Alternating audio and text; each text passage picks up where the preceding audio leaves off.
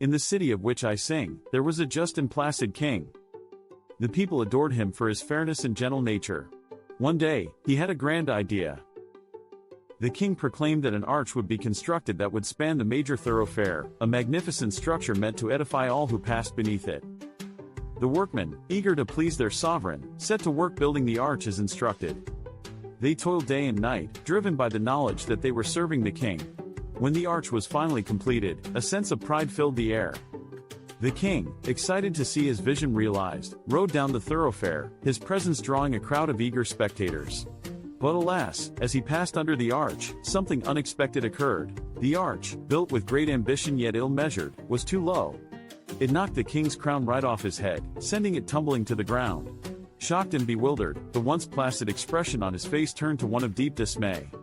Anger bubbled within him as he declared, "This is a disgrace." The crowd held their breath, sensing the tension. In his frustration, the king demanded that the chief of builders be hanged for this blunder. A rope and gallows were quickly arranged, and the chief of builders was led out to face the king's wrath. As he passed by, the chief shouted in defiance, "O king, it was the workmen's fault." The king paused, taken aback by this sudden twist. He ordered a halt to the proceedings. Being a just ruler, he pondered the words spoken before him. Must he hold the chief accountable for what was clearly a collective mistake?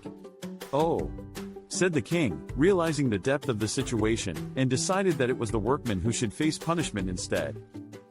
The workmen, surprised and frightened, protested, "O king, you do not realize, the bricks were made of the wrong size."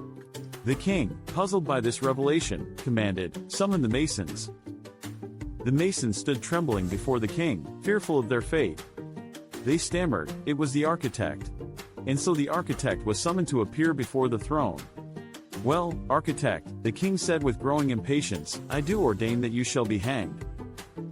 The architect, realizing his predicament, replied, "O king, you have forgotten one small thing. You made certain amendments to the plans when I showed them to you." The king's face turned red, and his fury nearly got the better of him. Yet, the placid nature of his reign prevailed, and he said, "This is a tricky thing. I need some counsel. Bring me the wisest man in this country." The wisest man was found and brought to the royal court. He was so old that he could hardly walk or see, but as he quivered in the presence of the king, he spoke in a shaky voice. "The culprit must be punished. Truly, the arch it was that banged the crown off, and it must be hanged." A gasp echoed through the crowd as the arch was led to the scaffold. But just then, a counselor stepped forward and said, "How can we hang so shamefully what touched your head, your majesty?" The king considered this profound point, and he began to tremble, aware of the growing restlessness among the assembled citizens. Sensing the mood of the crowd shifting, the king quickly declared, "Let us postpone consideration of finer points like guilt. The nation wants a hanging. Hanged must be someone, and that immediately." With urgency, the noose was set up somewhat high, and each man was measured one by one, fear gripping their hearts. There was only one man tall enough to fit into the noose, and that man was none other than the king himself.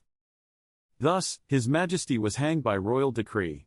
The ministers, relieved that they found someone to appease the crowd, exclaimed, "Thank goodness we found someone. Long live the king." They shouted, though the irony hung heavily in the air.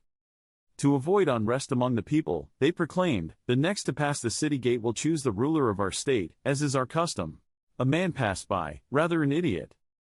The guards cried out, "Wait! Who is to be the king? Decide." Without hesitation, the idiot replied, "A melon." Laughing at the absurdity, the ministers proclaimed, "You are now our king." And they crowned a melon, leading it to the throne in great pomp.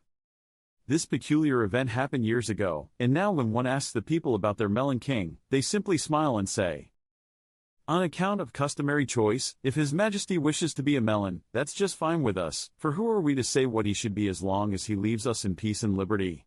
The principles of laissez-faire seem to take root firmly in their realm.